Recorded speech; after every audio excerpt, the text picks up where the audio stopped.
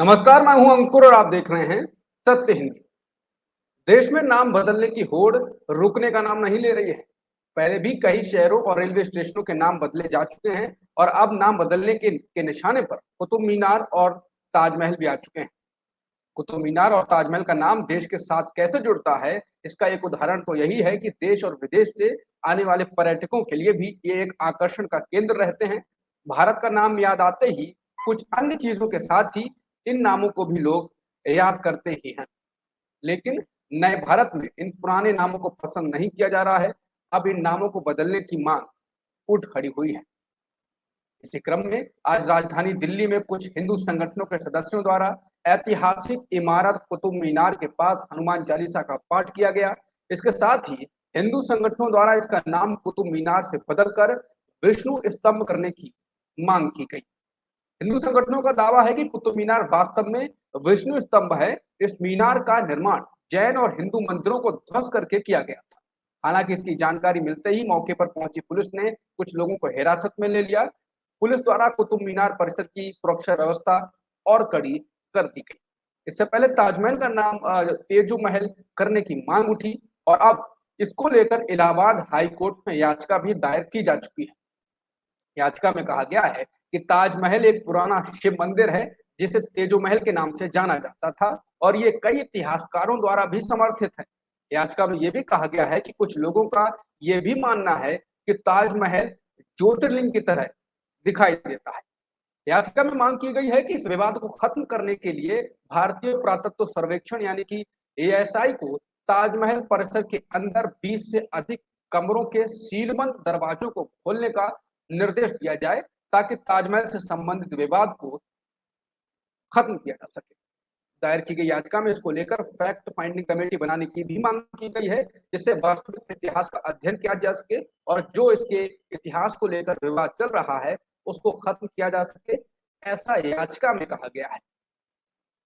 इसके अलावा ये तो रही कुतुब मीनार और ताजमहल की बात। इसके अलावा दिल्ली बीजेपी अध्यक्ष आदेश गुप्ता ने दिल्ली के कई रोड का नाम बदलने के लिए एनडीएमसी चेयरमैन को पत्र लिखा है। उन्होंने प्रेस कॉन्फ्रेंस में इसको लेकर अपनी मांग बताई जो उनकी मांगे हैं। उन्होंने कहा कि मुगल काल से गुलामी के प्रतीक मार्गों के नाम बदले जाएं। जिन नामों को बदलने की उन्होंने मांग की है वो हैं तुगलक रोड, जिनका नाम उन्होंने गुरु गोविंद सिंह मार्ग मार्ग मांग कर बदलने की मांग की। अकबर रोड को उन्होंने कहा कि महाराणा प्रताप रोड किया जाए। औरंगजेब लेन को उन्होंने कहा कि अब्दुल कलाम लेन किया जाए। हुमायूं रोड को उन्होंने कहा कि महर्षि वाल्मीकि रोड किया जाए। शाहजहां रोड को जनरल बिपिन सिंह रावत रोड किया जाए जो कि हमारे पहले सीडीएस थे। कुछ दिन पहले दिल्ली में ही मोहम्मदपुर गांव का नाम माधवपुरम करने की मांग उठी थी और माधवपुरम लिखा हुआ एक पोस्टर भी सोशल मीडिया पर आया था। आदेश गुप्ता ने कहा है कि बाबर लेन का नाम बदलकर क्रांतिकारी देशभक्त खुदीराम बोस के नाम पर किया जाए। उन्होंने इस पत्र को नई दिल्ली की सांसद और केंद्रीय मंत्री मीनाक्षी लेखी, दिल्ली के मुख्यमंत्री अरविंद केजरीवाल, एनडीएमसी के वाइस चेयरमैन सतीश उपाध्याय सहित एमडीएमसी के बाकी सदस्यों को भी भेजा है। उन्होंने लिखा है ये सभी नाम हमारी गुलामी के प्रतीक रहे हैं और इस बारे में उनके द्वारा प्रस्तावित किए गए नामों का संज्ञान लेकर शीघ्र फैसला किया जाए। बता दें देश में नाम बदलने का ही नहीं, राष्ट्रवाद का तड़का लगाकर हर उस चीज को बदलने की कोशिश की जा रही है जिससे मुसलमानों का नाम जुड़ा। इसी क्रम में देश में अतीत में भी कुछ ऐसी घटनाएं हो चुकी हैं और अभी भी जारी हैं। मुसलमानों की पूजा स्थलों को भी निशाना बनाया जा रहा है।